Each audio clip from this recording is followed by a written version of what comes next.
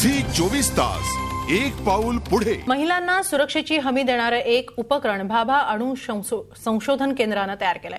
मोबाईलच्या आकारापेक्षा कमी आकाराचं जीपीएस यंत्रणा असलेल्या या उपकरणाचं बटन दाबल्यावर ब्लूटूथ मार्फत ज्या मोबाईलवरून धोक्याचा एसएमएस पाठवणारी ही यंत्रणा कार्यान्वित होते। याची माहिती देत आहेत आमचे प्रतिनिधी अमित जोशी।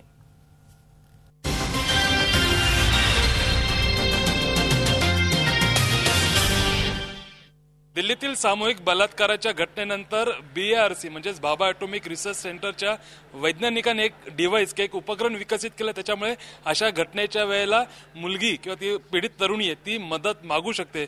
सर काय सांगाल, हे कशा प्रकारचं नक्की डिव्हाइस आहे, कशा प्रकारे काम करतं, काय सांगाल?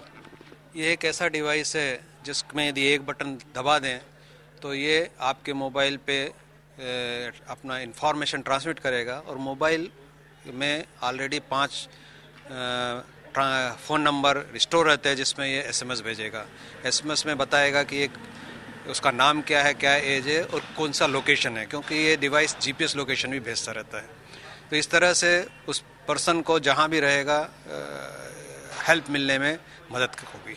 दिल्ली में ये घटना हुई है और पूरे देश में इसका आक्रोश हुआ, so we also felt that something need to be done and to make a device which can be helpful to the young girls and boys so that such things don't happen in future.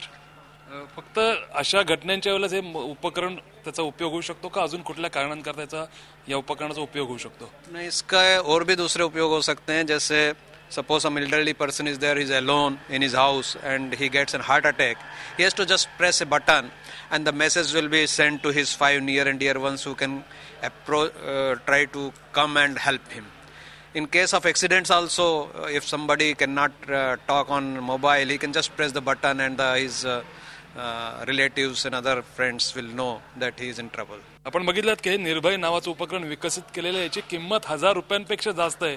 शोध तर लावलेला आहे बीआरसीच्या वैज्ञानिकांनी, मात्र याचा जेव्हा उपयोग सर्वसामान्यांकरता खऱ्या अर्थानं होईल तेव्हाच या उपकरणाचा चांगला फायदा समाजाला मिळू शकेल। झी 24 ताससाठी व्हिडिओ जर्नलिस्ट मंगेश भिसेसह अमित जोशी, मुंबई। झी 24 तास एक पाऊल पुढे।